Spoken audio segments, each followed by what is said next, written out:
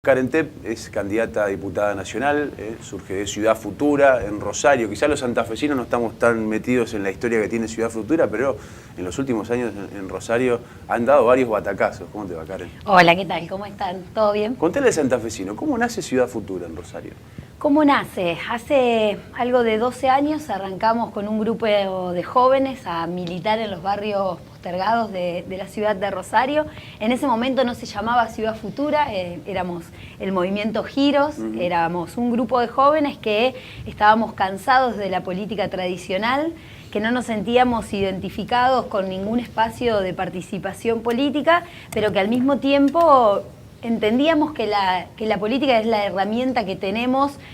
los más para poder pelear por aquella sociedad que queremos. Entonces nos emprendimos a construir un proyecto político, decíamos nosotros, íbamos a arrancar a militar en los barrios, pero no era para hacer solo una militancia social, sino que era para poder descubrir las claves de un nuevo modelo de construcción política que luego de 12 años de trabajo y de militancia no solamente nos permitió defender y de alguna manera protagonizar luchas históricas en la ciudad de Rosario, como fue la lucha por la defensa de la tierra de más de 200 familias ante el avance de la especulación inmobiliaria, la defensa de una unidad productiva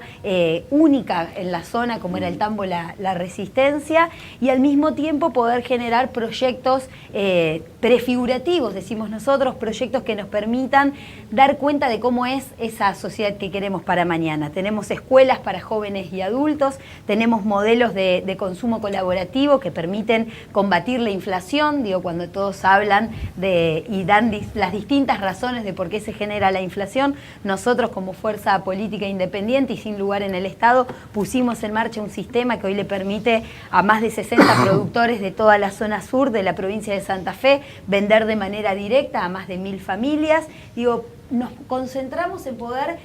darle forma a esa sociedad que queríamos para mañana y no quedarnos solamente en el discurso. Y nos tocó al mismo tiempo también protagonizar más la lucha de los compañeros del movimiento 26 de junio, otro de los espacios que dio lugar a Ciudad Futura, la lucha por justicia después del triple crimen de Villa Moreno, que fue un caso muy conocido no solamente en nuestra provincia, sino en nuestro país, que fue la muerte violenta de 3 jóvenes de barrio Moreno en manos del narcotráfico. Digo, un punto de inflexión no solamente en términos jurídicos y judiciales, donde se lograron condenas históricas después de 3 años de mucha militancia, sino también donde se empezó a poner sobre todo los medios de comunicación una mirada distinta acerca de la cantidad de muertes violentas que empezaba a haber en la ciudad de Rosario y que después disparó las tasas de homicidio a nivel nacional. No es menor que en poco más de 10 años, sin una estructura partidaria dentro del Estado y por fuera de los partidos tradicionales, hayan logrado lugares claves y que hoy además estén intentando llevar este modelo al Congreso de la Nación. Digo, es poco el tiempo. Sí, cuando uno lo ve, digo, los que arrancamos en aquel momento decimos, bueno, ¿cuánto tiempo pasó? Pero cuando ves los proyectos, la realidad es que es muy corto el plazo. En el año 2015 logramos una elección histórica en términos de poder, por primera vez, una fuerza independiente, digo, autónoma de todas las estructuras políticas y sin ningún tipo de respaldo por parte de algún grupo económico o mediático, lograr tener el 16% de los votos, ser la tercera fuerza en la ciudad de Rosario y a partir de allí empezar un proceso de construcción de una alternativa de gobierno después de casi 30 años de socialismo en la ciudad de Rosario, y ahora el desafío de poder compartir esta experiencia al resto de la provincia. Nosotros decimos que de alguna manera, más allá de los análisis de coyuntura que uno puede hacer en lo cual basar la definición de salir a hacer esta campaña a nivel nacional, también hay una realidad de que después del año 2015 muchísimos vecinos de la provincia de Santa Fe de distintas localidades nos dijeron, bueno, se podía. Sí, digamos, podemos construir un partido político independiente que no sea y que no ocupe dentro de las estructuras del Estado el lugar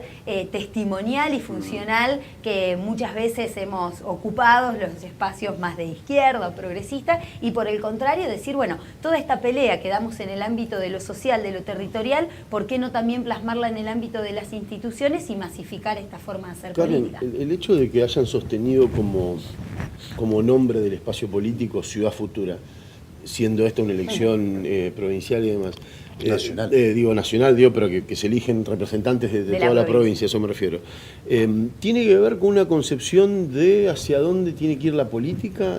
respecto de las ciudades como centro? ¿Tiene que ver con que, bueno, el nombre ya era más o menos conocido y decidieron seguirlo? ¿Con qué?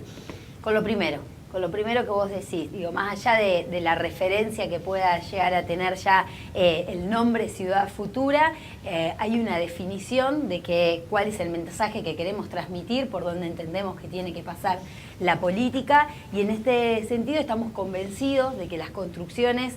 más reales, más genuinas, se tienen que hacer de abajo hacia arriba, y que en ese punto los gobiernos locales y los municipios tienen un rol protagónico en el siglo XXI. Es algo que incluso estamos compartiendo con otras experiencias del mundo, como en el caso de Barcelona o de Madrid, donde también, desde la experiencia de los movimientos sociales y populares, de dar luchas a partir de la participación de la ciudadanía, se llega hoy a estar en las alcaldías de esos municipios y empezar a revalorizar el ámbito de lo local como la política de proximidad y como el ámbito también donde se da muchas veces la verdadera disputa sobre los modelos de ciudad y de sociedad. Los gobiernos locales en Argentina tenemos nada más y nada menos que la herramienta de la política urbanística, de poder definir qué cosas queremos que pasen y qué no pasen en nuestra ciudad, y en ese ámbito, es donde se materializan o determinados proyectos económicos que benefician a unos pocos, o la posibilidad de una herramienta de distribución. No podemos los municipios manejar la macroeconomía, definir el precio del dólar, pero sí podemos definir cómo queremos que se urbanice nuestra ciudad. Y en la tierra tiene la función de poder generar una política redistributiva a nivel local que hoy no todos los municipios le están aprovechando, y que muchas veces, condicionados también por los recursos económicos, terminan cediendo a las pretensiones de determinados sectores inmobiliarios cuyos fines no son más que una ganancia extraordinaria, pero no la resolución ni la construcción de viviendas para los santafesinos o las santafesinas. Entonces hay un horizonte, y hay también una definición de Ciudad Futura de salir a hacer esta campaña, no a exportar un modelo desde Rosario al resto de la provincia, no a provincializar un modelo, sino a sembrar en cada una de las localidades y los territorios la posibilidad de un proceso genuino de organización inspirado en el que hicimos nosotros, pero en cada territorio y en cada localidad tendrá que tener su propia impronta. Vos que formás parte de un espacio que se impulsa a partir de la desgracia y brutalidad del triple crimen de Villa Moreno y la presencia del narcotráfico. Esto fue en enero del 2012, lo recuerdo perfectamente. Y que Rosario además es una buena unidad de medida para pensar el problema del narcotráfico y la cogestión policial del delito narco. En la escala nacional, ¿cuál pensás que debería ser, o cómo pensás que deberían aplicarse las soluciones para morigerar el efecto del narco, para atender las políticas de adicciones? Porque si hay narco es porque hay un universo consolidado de adictos, de consumidores, y con la regulación ineludible que tienen los Estados Unidos principalmente respecto a este modelo en América Latina. Mira, creo que es uno de los grandes debates que vamos a tener a nivel nacional. Está claro que la estrategia de la guerra contra las drogas que impulsa a Estados Unidos sobre todo, y que ya los países como Colombia y México han mostrado que esa estrategia no hace más que traer más muertes que las que pretende de alguna manera evitar. Tenemos que dar para nosotros una discusión seria y un debate abierto con toda la sociedad acerca de la legalización de las drogas, de la necesidad de sacar el mercado negro que son hoy el narcotráfico en nuestro país, que tiene que ser una discusión no de los políticos sino de la sociedad, porque se necesitan generar consensos muy grandes. Una cosa es que nosotros tengamos un problema de salud que tenga que ver con las adicciones, y otra cosa es que nosotros tengamos un problema, como lo es hoy, de la violencia, y no solamente de la violencia que termina las mayorías de las veces con la muerte de pibes jóvenes de los barrios, como un chivo expiatorio incluso, sino también con otro eslabón de la cadena, que son los verdaderos delincuentes de guante blanco, que está atado también con lo que hablábamos antes del modelo de la especulación inmobiliaria y demás, que es el lavado del dinero. Hoy el narcotráfico Y la prohibición de las drogas a los únicos fines a los que responde es a tener un mercado en negro donde determinado sector está haciendo negocio. Digo, esa es la realidad por la cual no se da la discusión y no se aborda este problema como un problema de salud. Digo, si nosotros pudiésemos trabajar esto como un problema de salud en adicciones, tendríamos un tipo de política pública desde el Estado de salud. Pero lo que tenemos que terminar es con esa caja negra en la cual también aparecen las fuerzas policiales, las fuerzas de seguridad involucradas de algún tipo y que son las que generan la verdadera violencia en la sociedad y el narcotráfico como tal. El narcotráfico como tal es un negocio negro donde le conviene a determinado sector que siga siendo ilegal, porque si no de otra manera no tendría las ganancias extraordinarias que tiene. En eso creo que el caso de Uruguay es interesante, que arrancó con la legalización de la marihuana, digo, como un paso, y que además el Estado asumió el control de la producción, la circulación y la distribución. Digo, me parece que hay que reconocer que el problema de las drogas tiene que pasar a ser un problema de salud, pero que tenemos que sacarlo de esta situación en la que estamos, porque si la estrategia que se va a implementar desde el gobierno nacional es la de la guerra contra las drogas, los casos de México y Colombia, los índices de muertes y de violencia que después atraviesan a toda la sociedad son inmensos. El caso de Medellín creo que es interesante en términos de respuesta pacífica a esa violencia y que incluso, como hablábamos antes, como gobierno local, sin tener competencia, digo, y en el medio de Colombia, una Colombia que ha abrazado de alguna manera los manuales de Estados Unidos, a contrapelo de eso del gobierno nacional, ha puesto en marcha políticas desde lo local. De reducción de daños. Totalmente, de urbanización, de integración social, económica, urbana, que han sido los que le han dado la posibilidad de bajar con los niveles de violencia y empezar a trabajar esto de otra manera. ¿Y crees que hay plafón en la política argentina para avanzar seriamente sobre este asunto cuando la efedrina estuvo en la campaña del kirchnerismo, cuando la Nordelta es un lugar donde residen muchos colombianos buscados por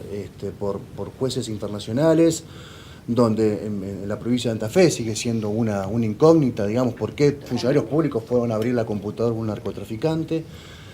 ¿Pensás que hay plafón político para eso?